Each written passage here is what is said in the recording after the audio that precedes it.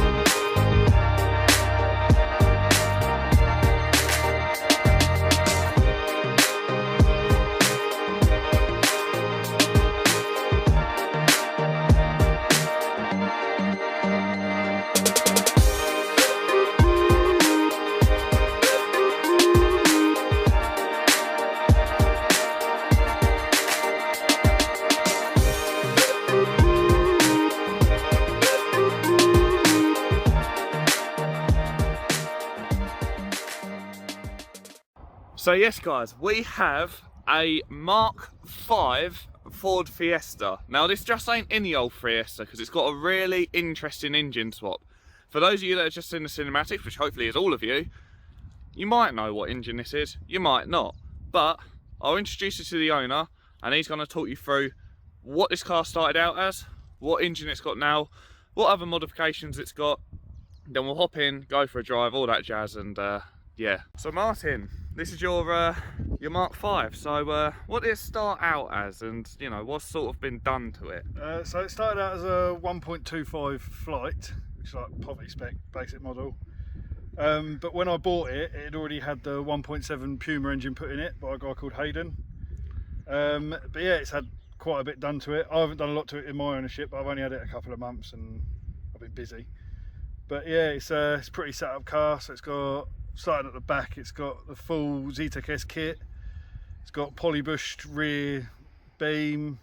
It's got Zetec S front brakes, full exhaust system. It's Hoffman middle pipe. So yeah, it's pretty loud, but it's fun. FRP remap, so it revs to 7,000 RPM.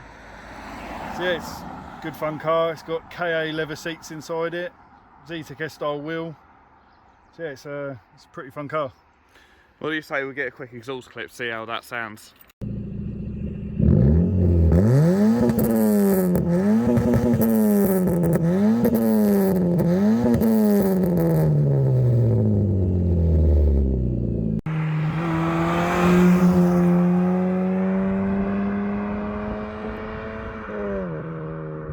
Well, this is a very easy car to film in because the windscreen is literally within kissing distance. So everything seems very small and compact in this section of video. But yeah, no, so now we're out obviously in the car. We're gonna see a bit of what it can do.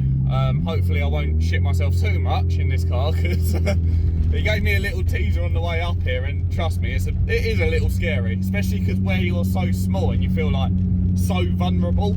It's yeah, and also this car weighs like nothing. How much does this car weigh? Just over a ton, I believe. Bloody hell. And how much horsepower has it got? 135, 140. Is that it? This thing does flipping tear. This is like properly quick. Like, I don't know how it's picking up on camera, but for only 135 horsepower, the car picks up really well, and the throttle response is like really like there. It's really quick.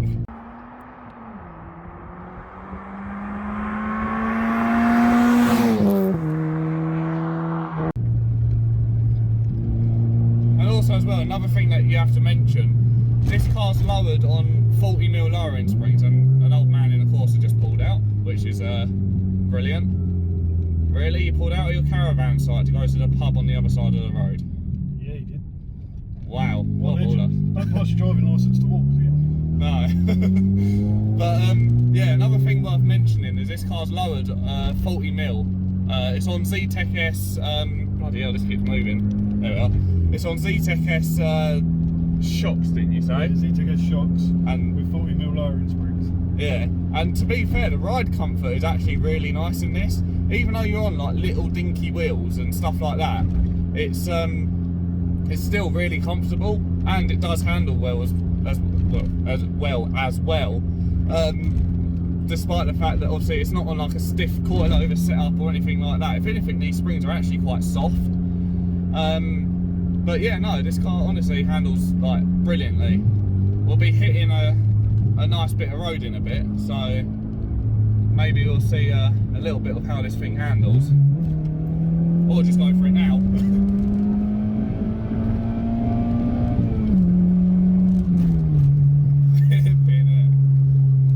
Thing is, I can't tell how fast we're going either because the speedo doesn't work. So I am getting that fixed. yeah, I could put my phone on my GPS. yeah. Does it matter how fast we're going? Well, it feels quick no matter what. It's 30 mile an hour, officer.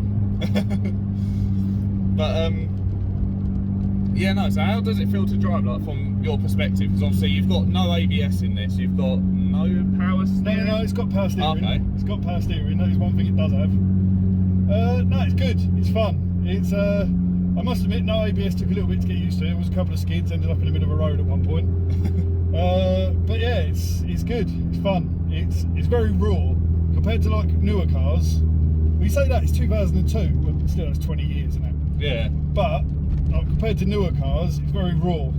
Yeah. There's no like help at all.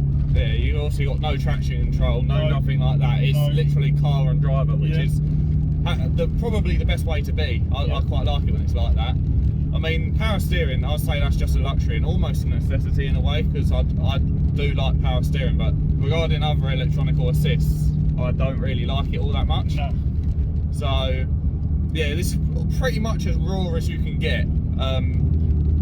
And unfortunately, we're following a slow Volvo driver at the moment, which means that this fun road we wanted to hit. So when I get down here, I'll spin round and come back up. Yeah? Yeah. I might do And you can drive it back if you want. might do a first person POV of that then, possibly. But yeah, no, this car honestly, like, especially when you're like diving into a corner under braking and stuff like that, you can feel it feels a bit like my Yaris. You can feel it getting a bit hopscotchy and like squirmy as you go like into corners and over bumps sometimes. So it is very sort of very scary, especially again reiterating the fact that obviously this is a small car. So the fact that you're practically like on the floor and there isn't very much room in here at all, it feels a lot scarier than probably it actually is. Which again is something quite hard to get used to, like that sort of sensation. And it just goes. You feel like you're in a tin can. Yeah, exactly. And I mean, like also as well, it just goes to show that you don't need high horsepower to have a scary car. I've chased 3 2.8i's in this. Really? Yeah. I chased one of them onto a motorway the other day. Bloody hell. But this is one of them cars, isn't it? It's good and quick round roads like this that we're going down now, but as soon as you hit, you know, like the open road, that's where it's not strong, is it? Saying that, I've had a fair bit over the speed limit in it. Yeah. So obviously I won't say on camera how fast it's gone, but it's gone faster than a factory ZTEC S one of these did. Really? Bloody hell. And it still had more in it. I lifted off because I was like, I didn't feel safe going that fast in this car this small. Yeah. I was like, yeah, no, yeah, that was enough. That was with the BMW, and even the BMW backed off, and I was like, yeah, fair enough. Fair enough. Oh, can't be under. Right, I'm going to try and take the phone out of the phone mount and we'll get a first person POV.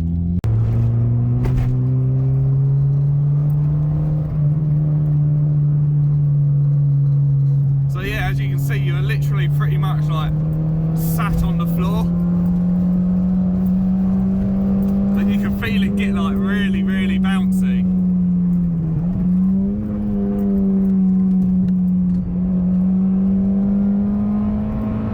Little bit of understeer there. Bloody hell.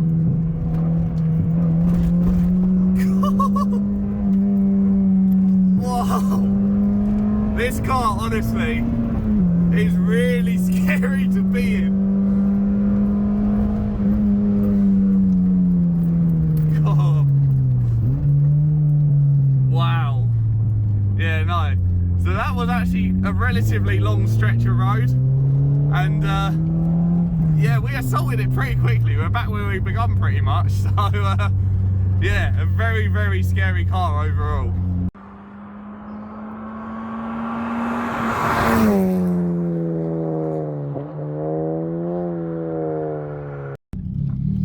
Right, so here I am in the driver's seat. Cool, that gearbox is nice. Now this is actually the first time I've driven like an old school Ford, and even though I've only just pulled away,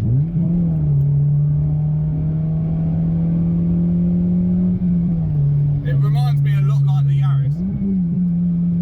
Definitely does remind me a lot. Cool, that brake pedal was well stiff. Yeah, it reminds me a lot like the Yaris. Like, it's very responsive, very small, very nippy. Everything is small and quite easy to sort of control. And the gearbox as well, I'd say it's actually better than the Yaris's gearbox. Like the way it just sort of snaps itself into gear.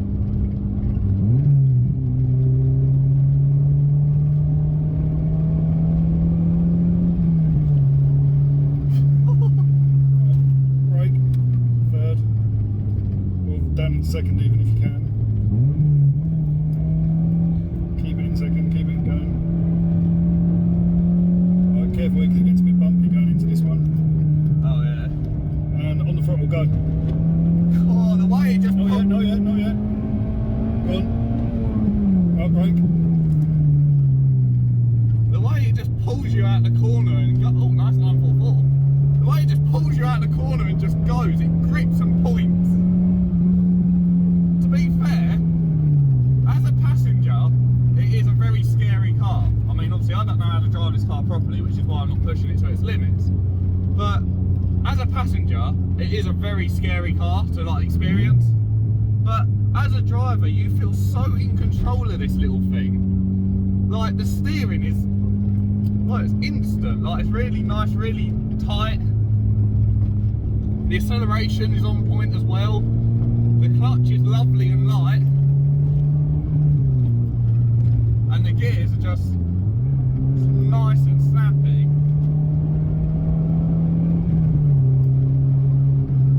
Has this got like a short shift on it or something? No, it's just a 1.7 Puma box. Well, Ford did a really good, what am I trying to say? They did a really good job at making this gearbox, because this gearbox is honestly so nice to like cycle through the gears. Like the way it just slides into all of them.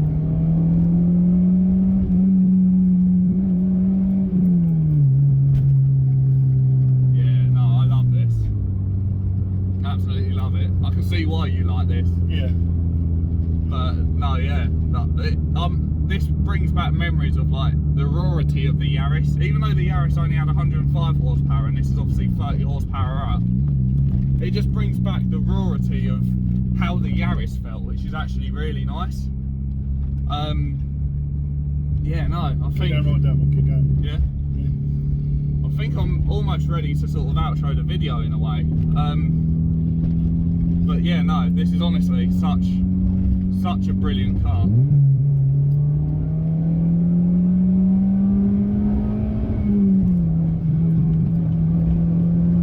Right, because there's something on the other side of the road.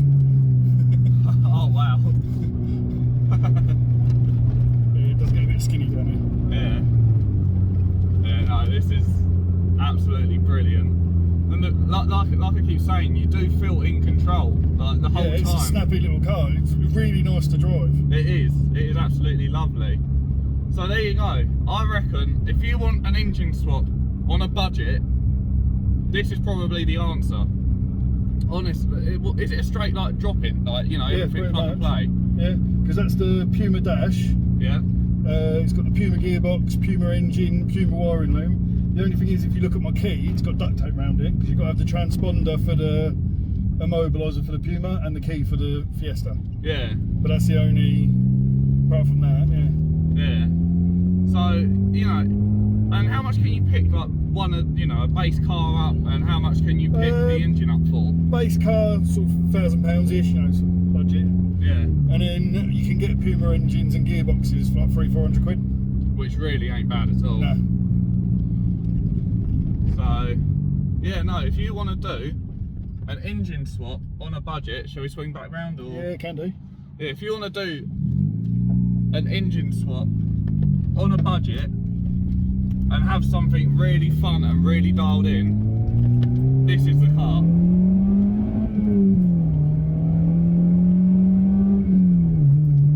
And with that being said, I'm going to outro it here, guys. So if you guys did enjoy this video, please be sure to slap a like on it, comment down below what you think of the little mighty Fiesta, and more importantly, hit that subscribe button for more cool reviews like this, other car related content, you know, working on cars, stuff like that. Anything car related, hit that subscribe button if it's a bit of you. And yeah, I'll catch you guys in the next one. Stay safe out there, everybody.